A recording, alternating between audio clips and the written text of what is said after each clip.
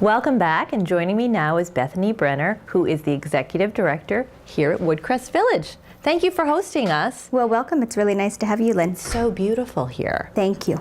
And I imagine that is part of what makes Woodcrest special, but I'd like you to tell us some more things. Sure. Woodcrest is family owned and operated, and we're actually going to be celebrating, I think it's our 25th anniversary coming up, which is which is really a special acknowledgement. And Woodcrest actually started. We're in the older section of the house. It was the Clough House. Am I right? It was actually the Whipple House, but the Clough family owned it. It was a primary residence many, many years ago, and then it's gone through a number of sort of changes and progressions over time. And I think that's one of the pieces that really makes Woodcrest so unique, is that there's a blend of the old as well as the new amenities that you don't often see in new construction. It certainly seems very comfortable for the residents because of the antiques and just the look of it is probably very familiar and comforting. I think that's very true. It's representative of a lot of the pieces that they have in their own homes, and with this older section of the home, it is rooms. It's it's ultimately old construction, and what we do is we find that a lot of the residents that move in, when they pass away, they may have had older pieces, and their families want to donate them. So those are some of the pieces that end up in the common areas, which is really special. Just adds to that. Yeah. Tell us a little bit about the level of care. Sure. We are assisted living. We do have specialized care for individuals that have early to mid stages of dementia and Alzheimer's disease. And we have a smaller program. We can accommodate 12 individuals at that level. And it's really sort of nice because somebody can transition.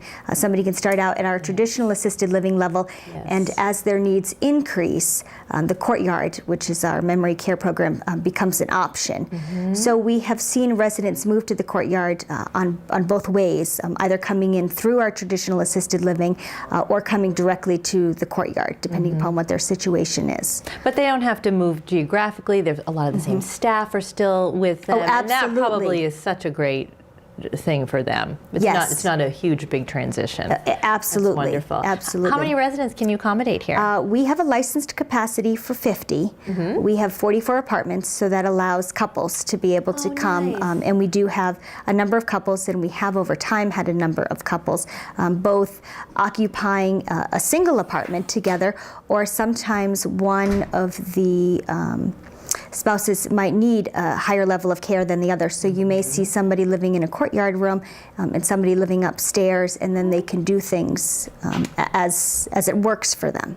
Which leads me to my next question. What do you have for activities for the residents here? Oh, we always have so much going on. We have a structured activity schedule. We have an exercise class. We have strength and balance. We have a non-denominational chapel services. We also try and do a blend of things educationally, musically related. We also do a lot of things outside of the house. Sometimes we may have courses taught here from Colby Sawyer. Wow. We may take residents to the Barn Playhouse for the matinees when it's in season.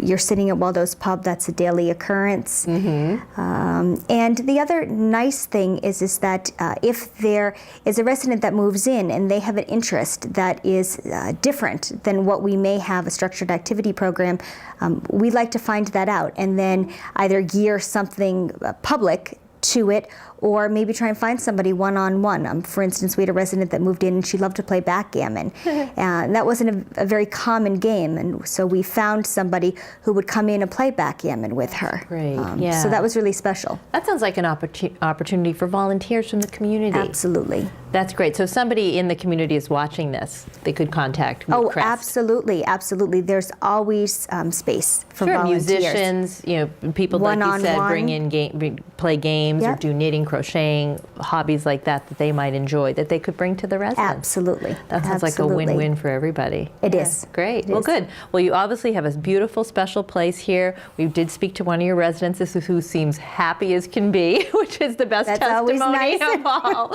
So very good. Well, thank you for your time, continued success, and congratulations on your upcoming anniversary.